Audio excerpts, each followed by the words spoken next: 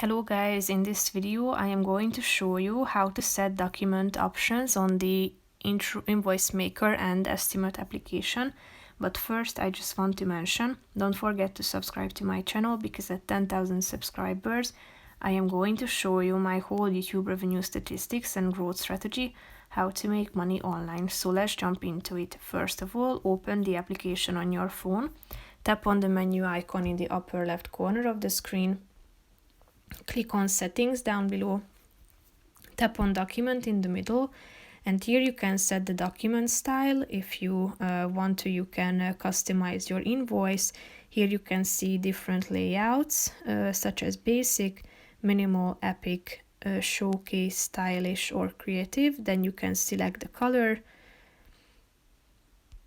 You can see how they change, how they look like. You can select the this image that appears below, and if you are done, tap on the save button, click on done. Then you can set the discount, such as no discount, discount on subtotal, or discount on items.